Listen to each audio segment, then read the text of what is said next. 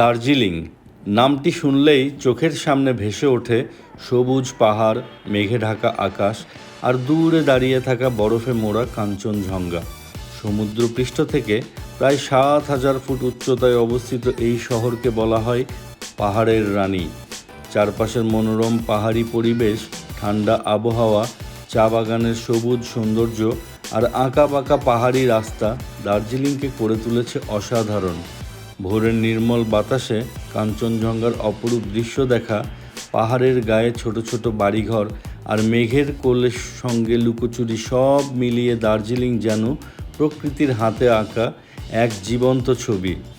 এখানে এলেই মনে হয় ব্যস্ত জীবনের কোলাহল থেকে একটু দূরে এসে প্রকৃতির খুব কাছাকাছি চলে এসেছি। সত্যিই দার্জিলিং শুধু একটি পর্যটন শহর নয়, এটি পাহাড়, মেঘ আর সৌন্দর্যের এক অপূর্ব অনুভূতি। আর আজকে সেই গল্প নিয়েই আমি আপনাদের সাথে আছি, ফরহাদ হাসান সবুজ। এখান থেকে কাঞ্চনজঙ্ঘা দেখা যাওয়ার কথা আমাদেরকে যেটা বললো, বাট আজকে কুয়াশার কারণে কিছু দেখা যাচ্ছে না।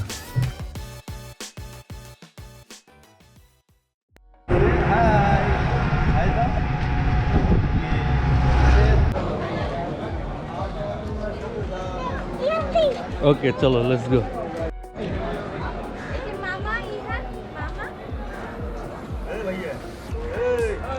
আমরা এখন হিলি স্থলবন্দর পার হব।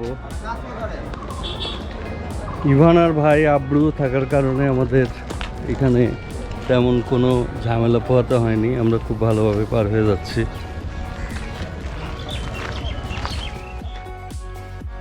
হিলি থেকে ইমিগ্রেশনের সব কাজ শেষ করে প্রথমবারের মতো পা রাখলাম ভারতের মাটিতে। এরপর আমাদের গন্তব্য বালুয়াঘাট। সেখান থেকে রাত ৮টায় স্লিপার কোচে রওনা দিব শিলিগুড়ির উদ্দেশ্যে এবং শিলিগুড়িতে পৌঁছাবো ভোর ৪টায়।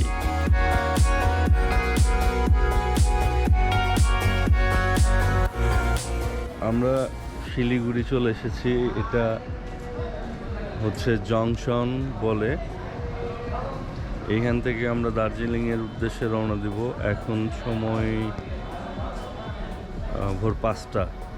এখান থেকে আমরা একটা শেয়ারিং জিপ ঠিক করে দার্জিলিংয়ের উদ্দেশ্যে রওনা দেব। এটা বেসিক্যালি ১০ জনের জিপ, সামনে ২ জন, মাঝে ৪ জন, পিছনে ৪ জন। আমরা মাঝের 4টা সিট নিয়েছি, পার পার্সন ২৫০ রুপি। দার্জিলিং মোড়।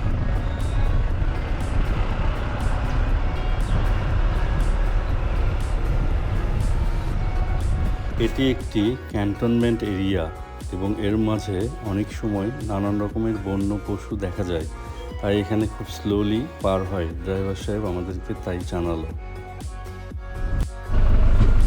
এই চেকপোস্ট পার হওয়ার পরে আমরা পাহাড়ে উঠতে থাকবো।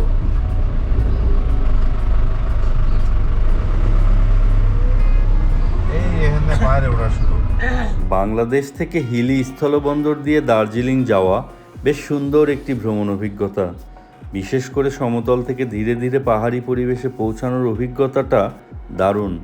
ভারতীয় হিলি থেকে বালুরঘাট প্রায় ২৬ কিলোমিটার, বালুরঘাট থেকে শিলিগুড়ি প্রায় ১৭০ কিলোমিটার, যেটি আমরা বাসে করে এসেছি। আর শিলিগুড়ি থেকেই মূল পাহাড়ি যাত্রা শুরু। শিলিগুড়ি থেকে দার্জিলিং ৭৭ কিলোমিটার পাহাড়ি রুট। শিলিগুড়িতে তাপমাত্রা স্বাভাবিক ছিল, আমরা সাধারণ পোশাকেই ছিলাম, তবে গাড়ি যতটা উপরে যাচ্ছিল ততটাই পরিবর্তন টের পাচ্ছিলাম। শিলিগুড়ির গড় বার্ষিক তাপমাত্রা ২৪ ডিগ্রি সেলসিয়াস, আর সেখানে দার্জিলিংয়ে ১২ ডিগ্রি সেলসিয়াস। এর কারণ হচ্ছে উচ্চতা। শিলিগুড়ি সমুদ্রপৃষ্ঠ থেকে প্রায় ৪০০ ফিট উচ্চতায় হলেও দার্জিলিং হচ্ছে প্রায় ৬,৭০০ ফিট উচ্চতায়। মাত্র কয়েক ঘন্টার যাত্রায় সমতলের স্বাভাবিক তাপমাত্রা থেকে দার্জিলিংয়ের হাড় কাঁপানো ঠান্ডা প্রকৃতির এই পরিবর্তন সত্যিই অবিশ্বাস্য ও দারুণ এক অভিজ্ঞতা।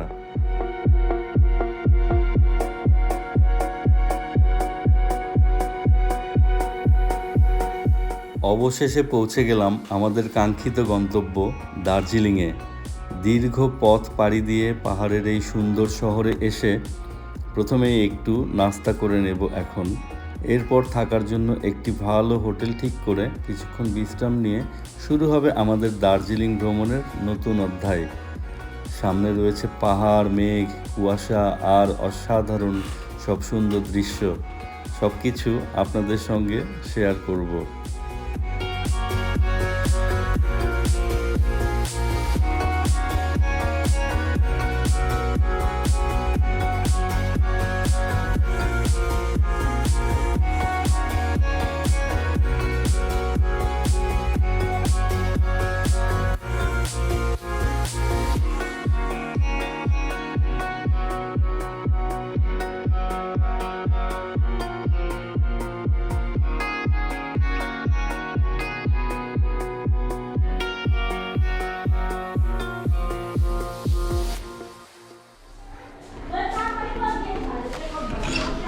This is our room. আমরা খুব বিপদে পড়ে গেছিলাম অনলাইনে রুম বুকিং না করে এসে। তো ফাইনালি আমরা একটা ভালো হোটেলে মোটামুটি রুম পেয়ে গেলাম। আহারে, এখানে একটা টিভি, কেটলি, একটা আলমারি, একটা টয়লেট, শাওয়ার, গিজার,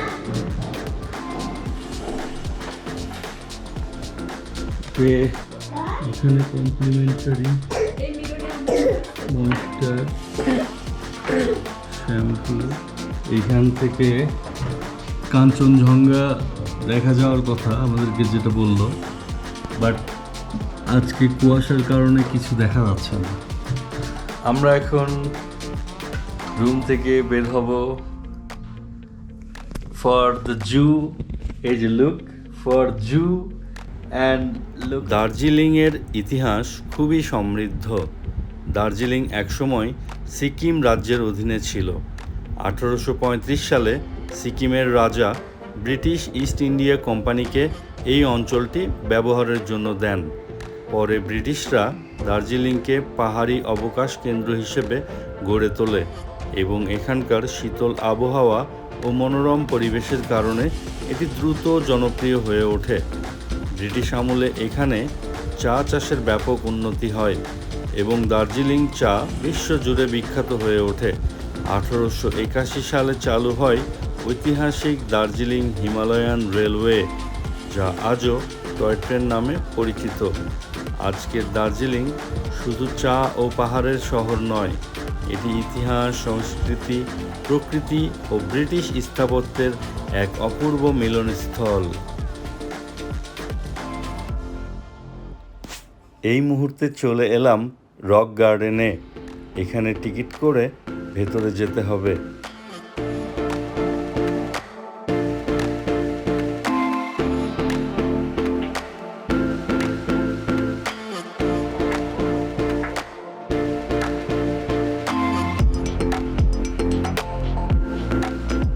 দার্জিলিংয়ের অন্যতম আকর্ষণীয় পর্যটন কেন্দ্র হল রক গার্ডেন। পাহাড়ের ঢালে প্রাকৃতিক পাথর, ঝর্ণা, সবুজ গাছপালা আর সুন্দরভাবে সাজানো বাগানের সমন্বয়ে গড়ে উঠেছে এই অসাধারণ স্থানটি। ধাপে ধাপে পাহাড়ের ওপর দিয়ে নেমে আসা ঝর্ণার সৌন্দর্য আর চারপাশের মনোমুগ্ধকর পাহাড়ি পরিবেশ সত্যিই চোখ জুড়িয়ে দেয়।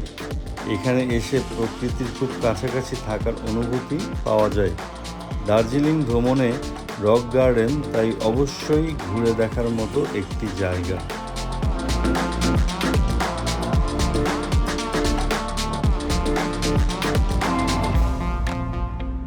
রক গার্ডেন বা বারবোটে রক গার্ডেন দার্জিলিংয়ের পর্যটনকে আরও আকর্ষণীয় করে তুলতে পাহাড়ের প্রাকৃতিক ঢাল ও ঝর্ণাকে কাজে লাগিয়ে তৈরি করা হয়।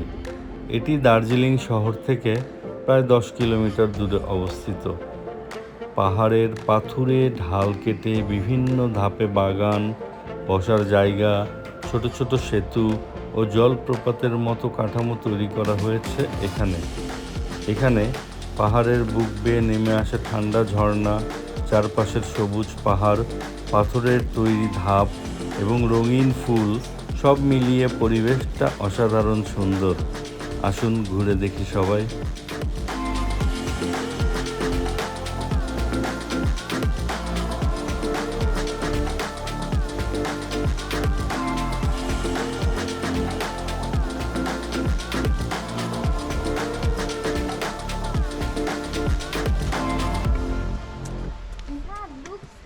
জায়গাটা সুন্দর।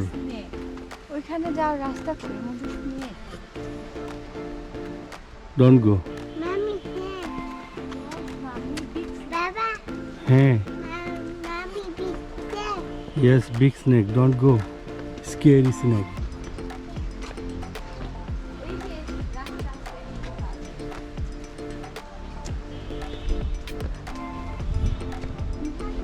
watch snake come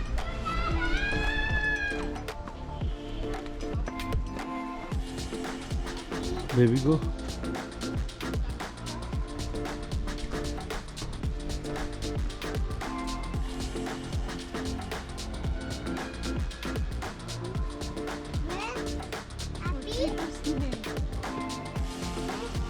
ওয়াও, এটা একটা গুহার মতো, ভেতরে কিছু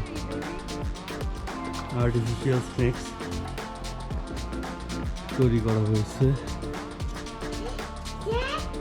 এটা মেবি একটা মন্দিরের মতো দেখাচ্ছে,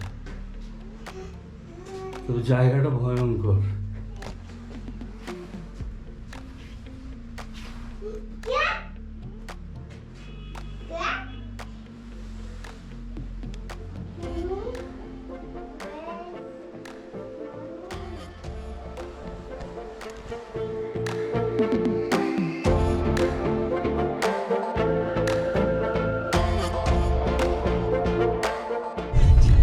রক গার্ডেন থেকে আমরা বের হয়ে নেক্সট স্পটের দিকে যাচ্ছি।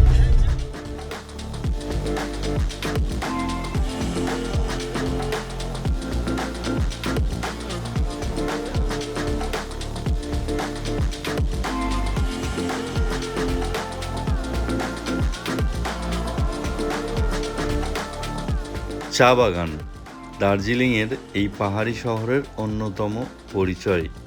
দার্জিলিং মানেই শুধু পাহাড় আর মেঘ নয়, দার্জিলিং মানেই বিখ্যাত চা।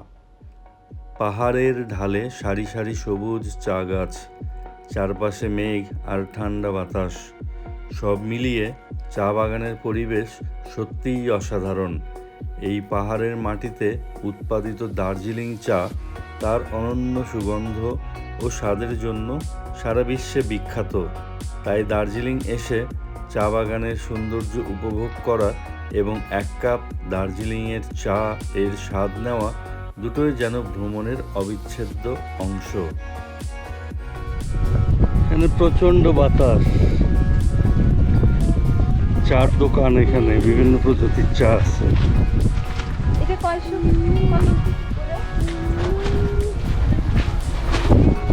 दीदी चाय है? कौन से चाय? ये बनाना नहीं देता है, গ্রিন টি नहीं देता है, बे- दीदी बनाना नहीं देता है। This is toy train station. এই মুহূর্তে আমরা আছি দার্জিলিংয়ের ঐতিহাসিক টয় ট্রেন স্টেশনে। ছোট্ট এই ট্রেন আর পাহাড়ের বুক দিয়ে আঁকাবাঁকা পথে চলার দৃশ্য দার্জিলিংয়ের ভ্রমণের অন্যতম বিশেষ অভিজ্ঞতা। 1881 সাল থেকে দার্জিলিং হিমালয়ান রেলওয়ে পাহাড়ি পথে যাত্রী বহন করে আসছে। এই ঐতিহাসিক রেলপথ শুধু একটি ট্রেন নয়, দার্জিলিংয়ের ঐতিহ্য ও ইতিহাসের জীবন্ত অংশ। তাই এখানে এসে টয় ট্রেনের ছবি না তুলে এবং এর ঐতিহাসিক পরিবেশ উপভোগ না করে ফিরে যাওয়া যেন অসম্ভব।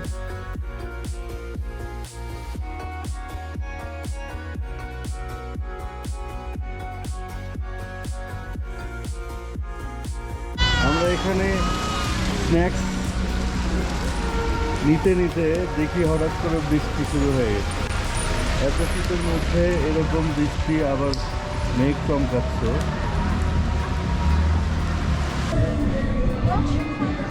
Darjeeling mall road.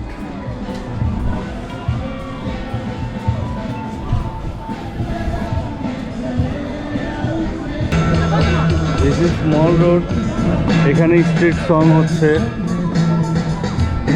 আমরা মল রোডে আসছি রাতের বেলা। দার্জিলিংয়ের পরিবেশ এখানে একদমই আলাদা, উৎসব মুখর এবং ট্যুরিস্টদের জন্য মানে একদম ট্যুরিস্টদের জন্যই মনে হচ্ছে এই জায়গাটা এরকম।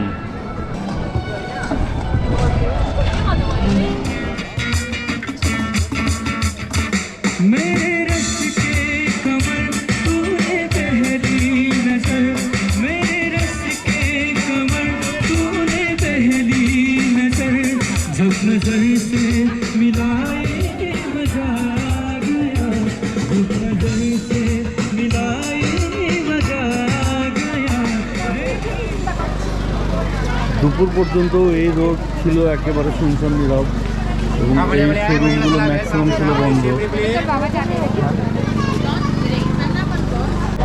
এবং এখানে শীতের যে তীব্রতা, সন্ধ্যা হওয়া মাত্র বৃষ্টি হইল এবং তার সাথে সাথে বাতাস, এমন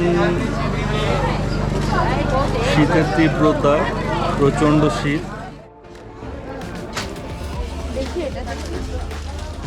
এটা কত?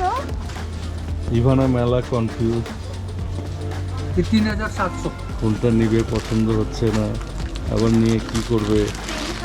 হ্যাঁ, 2 দিন পর থেকে আর ব্যবহার করতে পারবে না।